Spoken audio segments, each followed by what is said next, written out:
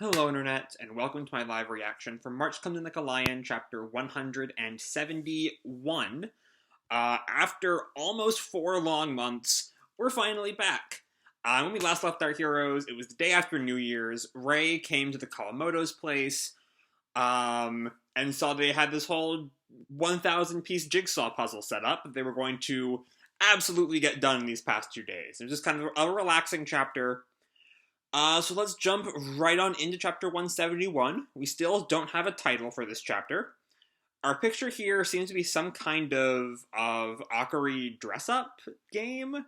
You like cut the pieces out or something, I guess. But anyway, we open at the Kawamoto house at night. Whoa! Akari and Hina both look at the puzzle, while Rei drinks from his water bottle. I can hardly believe it. In 8 hours, we've come this far? It doesn't seem real. This is a 1,000 piece, right? It looks like we can finish this sometime tonight, doesn't it? And yeah, the puzzle looks almost completed. There are a couple of big holes left, but not like big holes. You know, from the point about 3 hours in where Kiriyama-kun said, "I can see it," and sort of awakened, he's been incredible. We see one of the cats is like on Kiriyama's neck as he like cleans his glasses. Oh no, I got potato chip grease on them. And then we see Rei holding a puzzle piece. What happened, Kiriyama-kun? Well, I was thinking about how jigsaw puzzles are cut. And look, I think most likely they start out being cut in rows in a long wave shape. And then those are cut again vertically. The sisters look at him. How jigsaw pieces are cut? So if you look closely, you can see things like a shawl connecting together from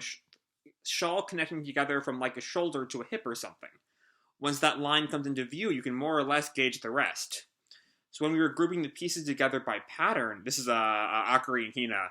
So when we were grouping the pieces together by pattern, Rei-kun was making deductions based on how it was manufactured, and Rei is still like continuing his speech. The piece types generally fall into 3 categories of Katakaneki type, Space Invader type, and Heart with Limbs type. Okay. You could probably do one without any picture on it at all at this point, like one of those drowning in milk, or the image 80% ocean or sky ones, or like the one of the super Kamio Kande. Honestly, it feels like the people who live in the land of Shogi have a whole universe packed inside their heads or something.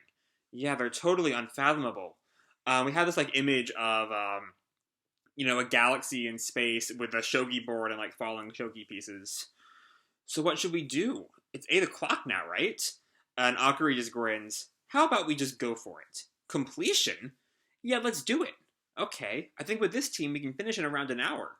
That's what we're going for. Then first we'll need, and they kind of trail off, Akari and Hina say at the same time, some snacks! And that gets Rei out of his reverie. And he looks back up at the clock. Didn't we just finish eating dinner? You know, it was so much fun to enjoy the harmony of the chocolate stick biscuits and the potato chip salt to our heart's content. While we got so excited going, wow, this is the best, I can't stop eating them. It all just disappeared out of nowhere. Yes, like Monaka ice cream sandwiches with the crunchy chocolate bars inside them, they just disappear all of a sudden, leaving no memory of having tasted them. Aw. They didn't disappear, did they? We ate them, right? Right, is like, come on, guys. I figured, well, it's New Year's, so I thought I was buying a bit more than we needed, but, sorry, I didn't think far enough ahead. Also, the chocolate Manaka ice cream sandwiches didn't disappear. We never had any in the first place. It's because something like 70 or 80% of those potato chip bags are just air. They puff them up full of big dreams. But in the end, hopes and dreams are mostly what's inside those bags. Fucking preach. Fucking preach, Kawamotos. Though I do love the image of, like, the potato chip bags all smiley and full of, like, rainbows or whatever and only a few chips. Okay, so now that we made up our minds, Rei-chan, would you mind going with Hina-chan to the convenience store? In the meantime, Momo is going to go take a bath. Momo, huh? No, Momo isn't sleepy yet. She still wants to play jigsaw with everyone. And Akari, like, hauls Momo away. It's okay, it's just a bath. Come on, I'll go in with you, so please don't make a fuss. I'll wash your hair super duper fast. And then we have a quiet moment with Rei and Hina, which will hopefully kind of be the emotional crux of these past couple of chapters, because I am a little disappointed that after our 4-month break, all we get is more puzzle playing. But we'll see. Mm. I think this is Rei first. So it's a bit of a walk, but how about the convenience store near the bridge? Sure. Sorry you got such a weird bath. I never liked it ever since I was little. Oh, it's fine. I was a little surprised at first, but sorry if that's been weighing on your mind. Isn't it just like off to the side of the living room or something? I've been thinking we ought to do something, but I'm not sure what. It would really be a pity to lose the garden for a bigger bathroom. We'd lose the veranda too. Anyhow, the kirizansho sure was a big success, wasn't it? That was the New Year's thing that was briefly talked about last chapter. Yeah, Lucky Charms really tend to do well, don't they? Grandpa said sometime during the whole thing, I feel like I'm kneading and cutting up cold hard cash here. I've been helping out since I was in grade school, but we haven't done kirizansho ever since Grandma and Mom died. Momo was really small, and I wasn't really reliable help yet. And Big Sis and Grandpa couldn't keep the shop open all night long by themselves. So I guess that adds another bit of nostalgia to the kirizansho thing. Not only is it just something from her past, something she hasn't done in a long time, it's also something specifically that has to do with, Grandma and Mom, who are long since passed. But anyway, can they keep the shop open all night long by themselves? And then Rei goes to, I guess kind of dab at her. Maybe she's about to... Oh, sorry about that. I did not realize my meds alarm was about to ring. Anyway, where was I? So Rei is kind of... Oh no, he's dabbling at her eyes so they're tearing up. That makes more sense. Thank you.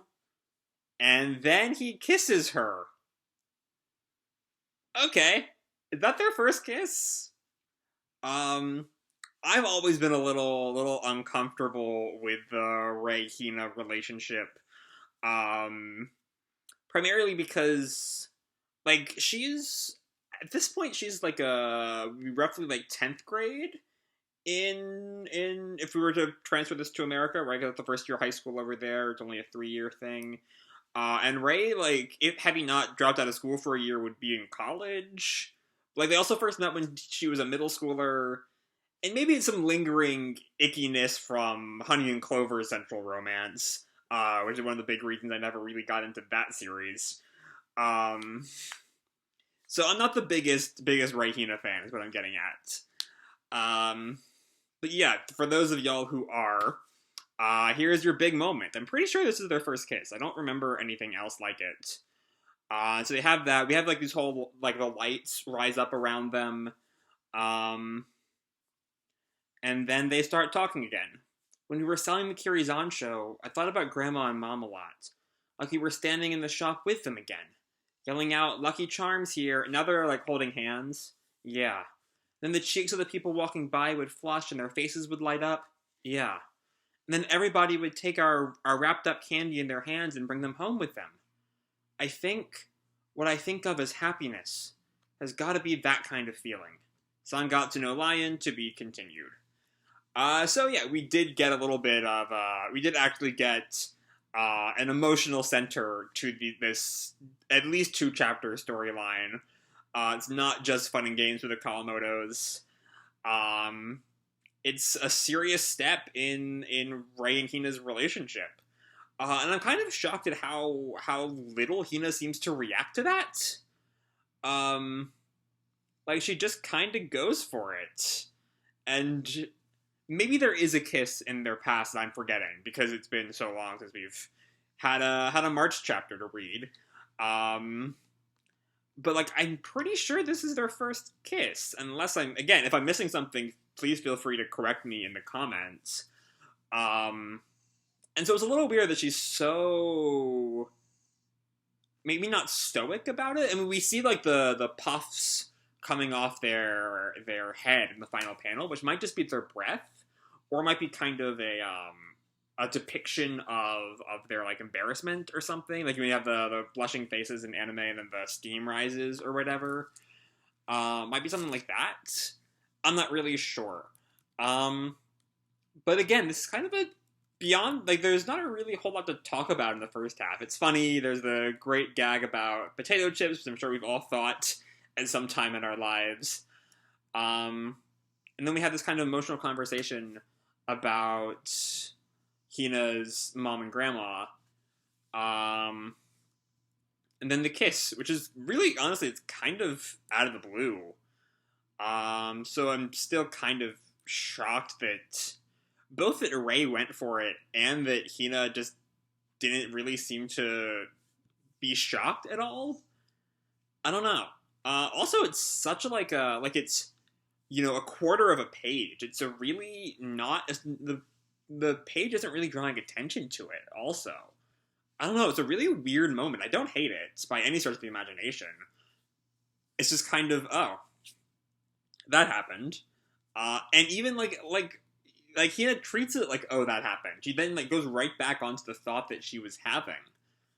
I don't know. It's a really, really kind of weird thing. I'm not quite sure how I feel about it.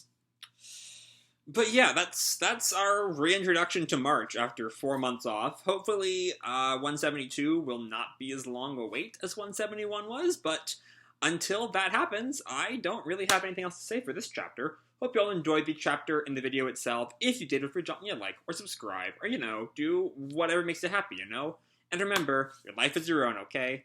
Bye!